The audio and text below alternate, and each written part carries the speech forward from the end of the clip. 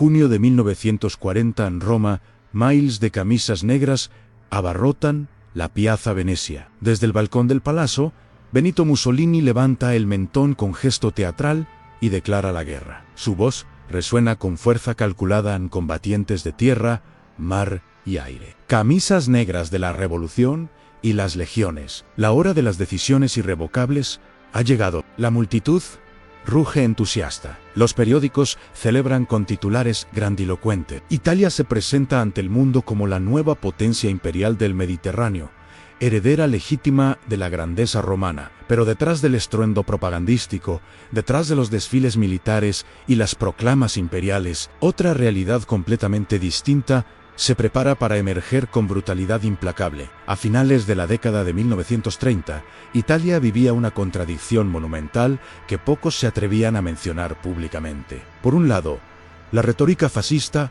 proclamaba grandeza sin límites. Desfiles militares impecables marchaban por las avenidas principales. Las conquistas coloniales en Etiopía eran celebradas como victorias épicas dignas de los Césares antiguos. La intervención en la Guerra Civil Española se presentaba como prueba definitiva del poderío militar italiano. Mussolini hablaba constantemente de restaurar el Mare Nostrum, el antiguo dominio romano sobre el Mediterráneo, de convertir ese mar en un lago exclusivamente italiano. Por otro lado, la realidad económica era dramática y completamente distinta de la propaganda oficial. Italia seguía siendo un país mayoritariamente agrario, donde millones de campesinos trabajaban tierras con métodos tradicionales. Su producción industrial representaba apenas el 20% de la alemana, una diferencia abismal que condenaba cualquier ambición militar seria. Dependía de importaciones masivas para funcionar en más del 70% de su carbón y petróleo.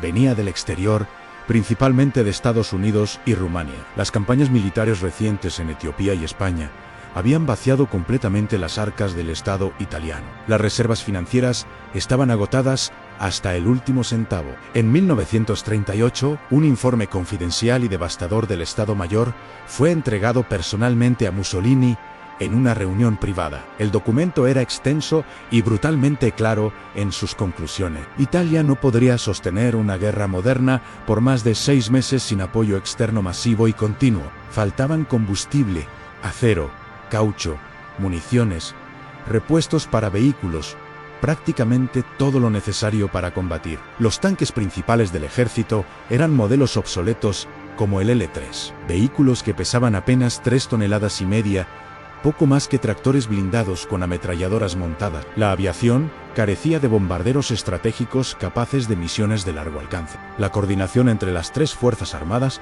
era prácticamente inexistente. Cada rama operaba como un reino independiente. Mussolini archivó el informe sin leerlo completo, guardándolo en un cajón de su escritorio donde permanecería olvidado. Prefería los desfiles militares impresionantes a los inventarios de almacenes vacíos. Prefería la imagen proyectada en los noticieros cinematográficos a la capacidad real medida en toneladas de acero y barriles de petróleo. Y en esa preferencia sistemática por la apariencia sobre la sustancia, se gestaba una catástrofe absolutamente inevitable, porque mientras el Duce pronunciaba discursos grandilocuentes sobre imperio y grandeza desde los balcones históricos de Roma, sus generales en los cuarteles sabían la verdad incómoda que nadie se atrevía a pronunciar en voz alta. Italia era un gigante construido enteramente sobre arena. Septiembre de 1939, Alemania invade Polonia con velocidad y violencia que sorprende a todos los observadores militares. Comienza oficialmente la Segunda Guerra Mundial. Mussolini, que apenas meses antes había firmado con gran pompa el Pacto de Acero con Berlín, comprometiéndose a la alianza militar total, declara algo completamente inesperado a neutralidad absoluta. La decisión sorprende a muchos observadores internacionales y causa tensión considerable con los líderes alemanes. Pero Mussolini es pragmático cuando le conviene, cuando la realidad lo obliga a hacerlo. Sabe perfectamente que su ejército no está listo para un conflicto de esas dimensiones apocalípticas. Sabe que necesita tiempo para prepararse, para acumular recursos escasos, para organizarse mínimamente. Así que espera en la barrera. Observa el desarrollo de los acontecimientos con atención calculadora. Calcula fríamente costos y beneficios potenciales. Y entonces ocurre lo absolutamente impensable para todos los estrategas militares de la época. En mayo de 1940, la Wehrmacht alemana arrasa Francia en apenas 6 semanas de campaña fulminante. La supuesta potencia militar más fuerte de Europa continental colapsa ante la Blitzkrieg como un castillo de naipes. París cae sin que sus defensores puedan montar una resistencia efectiva prolongada. El ejército británico escapa por los pelos en Dunkerque, abandonando todo su equipo pesado en las playas francesas. El Tercer Reich domina Europa continental casi sin oposición seria de ninguna potencia. Mussolini entra en pánico absoluto, no de miedo, sino de ambición descontrolada e incontrolable. Si la guerra termina ahora, en este preciso momento histórico, Italia quedará completamente fuera del reparto territorial europeo. No habrá colonias que reclamar como botín, no habrá gloria militar que celebrar en Roma, habrá asiento privilegiado en la mesa de paz, donde se decidirá el futuro político de Europa. Toda la retórica imperialista de 2 décadas quedará como palabras completamente vacías. El 10 de junio de 1940, Mussolini toma la decisión fatal que sellará el destino de su país para siempre. Italia entra oficialmente en la guerra del lado alemán. Su frase resume perfectamente toda la mentalidad profundamente equivocada. Necesito unos miles de muertos para sentarme a la mesa de paz. Como beligeranta, 10.000 muertos le parecían un precio razonable, casi insignificante, por un pedazo generoso del botín territorial europeo. Lo que Mussolini no calculó, lo que ni siquiera consideró en sus fantasías imperiales desconectadas de la realidad, es que conseguiría cientos de miles de muertos italianos, y que el botín prometido nunca, jamás, llegaría a materializarse. La primera operación militar italiana fue la ofensiva sobre los Alpes franceses. 23 divisiones italianas completas contra apenas 6 divisiones francesas exhaustas que ya estaban retirándose.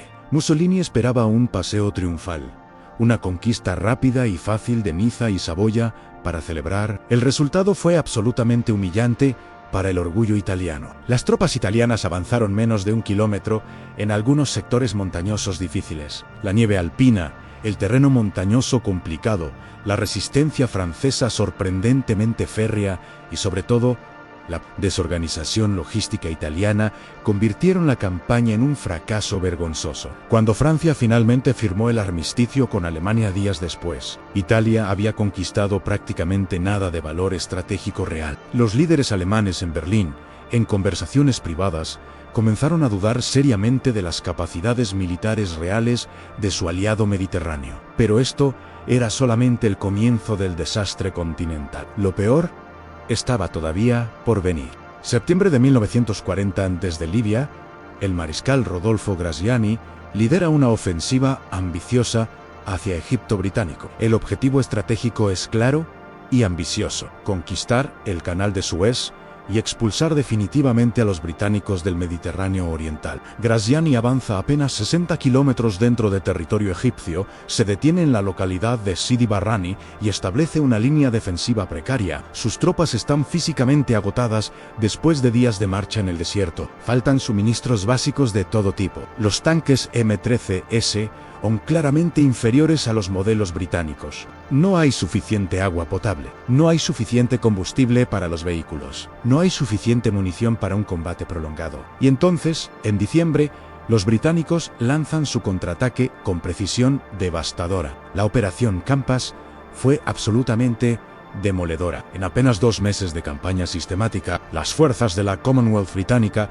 destruyeron completamente 10 divisiones italianas. Capturaron 130.000 prisioneros de guerra que fueron enviados a campos en Egipto. Avanzaron 800 kilómetros hacia el oeste. Conquistaron Tobruk, Benghazi, toda la región estratégica de Cirenaica. Mussolini, profundamente humillado, tuvo que pedir ayuda urgente a Berlín. La respuesta alemana fue enviar al general Erwin Rommel y al Afrika Korps. Pero la ayuda no llegó para apoyar un esfuerzo conjunto equilibrado. Llegó para salvar lo que quedaba de la presencia italiana En el continente africano, Italia ya no era considerada un socio militar de valor, era vista como un lastre estratégico constante. Octubre de 1940, Mussolini decide invadir Grecia desde Albania, en lo que será recordado como uno de los desastres militares más grandes. Su objetivo es transparente, al demostrar que Italia puede ganar guerras sin ayuda alemana constante. El plan militar es engañosamente simple: una campaña relámpago de 2 semanas máximo. La ejecución práctica es completamente caótica desde el primer día de operaciones. Las divisiones italianas cruzan la frontera albanesa bajo una lluvia torrencial que no cesa. Las pocas carreteras de montaña se convierten rápidamente en lodazales intransitables. Los suministros no llegan a las unidades avanzadas. La artillería pesada se queda completamente atascada en el barro, y el ejército griego, lejos de colapsar como predecían los planes optimistas italianos, contraataca con ferocidad inesperada. En apenas 3 semanas, los griegos no solo detienen la invasión italiana, la revierten completamente. Empujan a los italianos de vuelta hacia Albania. Avanzan 40 kilómetros dentro del territorio albanés ocupado. El frío invernal de los Balcanes llega temprano. Más de 100.000 soldados italianos quedan fuera de combate, han muertos en batalla, heridos sin tratamiento médico, congelados en las montañas. La humillación es total y mundial. Un país pequeño como Grecia había derrotado militarmente al autoproclamado heredero del Imperio Romano. Nuevamente, Mussolini tuvo que pedir rescate directo a Alemania. En abril de 1941, la Wehrmacht invadió Yugoslavia y Grecia simultáneamente. En 3 semanas, ambos países cayeron. Pero todos sabían la verdad.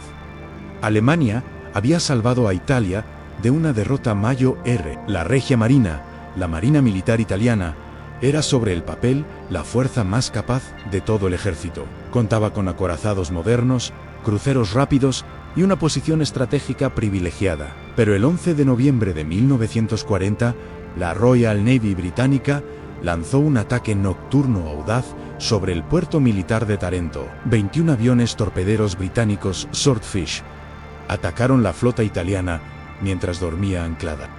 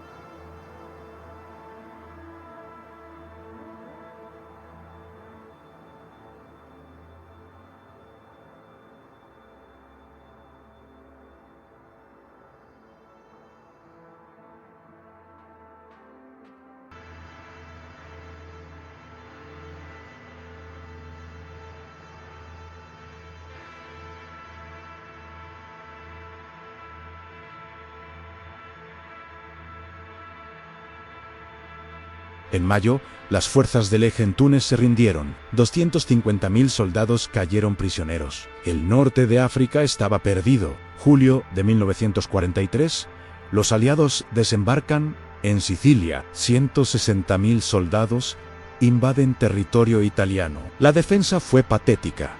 Las divisiones costeras se rindieron en masa. En 38 días, Sicilia cayó. Por primera vez desde las guerras napoleónicas, una potencia extranjera ocupaba suelo italiano. El impacto fue devastador. Los civiles cuestionaban el régimen. Las ciudades sufrían bombardeos, faltaba comida, faltaba combustible. La noche del 24 al 25 de julio de 1943, el Gran Consejo del Fascismo se reunió. Los jerarcas debatieron abiertamente por primera vez en años. La discusión duró 10 horas. Los números eran inapelables. Italia había perdido todo. El ejército estaba destruido, la economía colapsada. El territorio invadido. A las 2 de la madrugada, votaron a 19 a favor de destituir a Mussolini, 7 en contra. Al día siguiente, el rey lo convocó. Le informó que había sido removido. Al salir, fue arrestado. Italia había depuesto a su dictador. El nuevo gobierno comenzó negociaciones secretas con los aliados. El 8 de septiembre de 1943, Italia firmó un armisticio. Pero la pesadilla apenas comenzaba. Alemania activó la operación Axe inmediatamente. En horas, tropas alemanas ocuparon el norte y centro. Desarmaron al ejército italiano, capturaron cientos de miles de soldados enviados a campos de trabajo. El país se fragmentó. En el sur quedó bajo control aliado. El norte, bajo ocupación alemana. Surgió una guerra civil brutal. Partisanos combatían contra alemanes y contra la República Social Italiana, un estado títere fascista.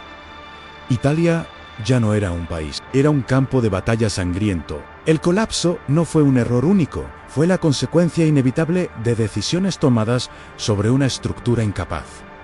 Mussolini priorizó imagen sobre capacidad, ambición sobre realismo, propaganda sobre preparación. Desde septiembre de 1943 hasta mayo de 1945, Italia vivió su periodo más oscuro. El país estaba dividido físicamente. En el norte, alemanes y fascistas mantenían control brutal. Ejecutaban partisanos, quemaban pueblos, deportaban trabajadores. En el sur, los aliados avanzaban lentamente. Cada pueblo quedaba destruido. La línea gótica, la línea Gustav, Monte Cassino Messis y combates sangrientos. Los civiles pagaban el precio más alto. Ciudades bombardeadas, campus arrasados, familias divididas. Cuando terminó la guerra, en mayo de 1945, Italia era un país completamente arruinado. El 2 de junio de 1946, Italia celebró un referéndum histórico. La pregunta era simple: ¿monarquía o república? El resultado fue claro: república por mayoría. La Casa de Saboya fue exiliada del país para siempre. Italia perdió todas sus colonias, sin excepción, Libia, Etiopía, Eritrea, Somalia. Todo el imperio desapareció. El sueño del Mare Nostrum se evaporó completamente. La economía estaba destruida. La producción industrial había caído a niveles de 1900 años. La infraestructura estaba en ruinas totales. Millones pasaban hambre real. Pero de esas cenizas nació algo genuinamente nuevo. La Constitución de 1948 estableció una república democrática parlamentaria sólida. Italia renunció formalmente a la guerra como instrumento de política y comenzó un proceso de reconstrucción que, con ayuda del Plan Marshall, transformaría al país en una de las economías más fuertes de Europa. La derrota italiana tuvo efectos geopolíticos profundos. El Mediterráneo dejó de ser un mar disputado militarmente. La hegemonía británica se mantuvo hasta la Guerra Fría en Italia, pasó de aspirante a potencia imperial a país derrotado y ocupado. La caída del fascismo italiano también marcó el fin de una era política. Mussolini había sido el primer dictador fascista en Europa, el modelo que inspiró a otros. Su caída anticipó el fin del fascismo europeo. Y la experiencia italiana demostró los peligros del nacionalismo extremo y el militarismo. Esa lección alimentó los esfuerzos de posguerra para crear instituciones supranacionales. La Comunidad Europea del Carbón y del Acero nació en parte de las ruinas italianas. La historia de Italia en la Segunda Guerra Mundial es la historia de una contradicción fatal. Un país que se creía imperio, pero que apenas alcanzaba el estatus de potencia regional. Un régimen que priorizó símbolos sobre sustancia. Un líder que confundió propaganda con preparación militar. Mussolini quería 10.000 muertos para sentarse en la mesa de paz. Obtuvo cientos de miles de muertos. Y en lugar de un asiento en la mesa de los vencedores, obtuvo la destrucción completa de su régimen, la fragmentación territorial de su país y el exilio de su monarquía. Italia perdió la Segunda Guerra Mundial porque nunca tuvo los medios para ganarla. Perdió porque entró en un conflicto industrial moderno con una economía agraria. Perdió porque sus líderes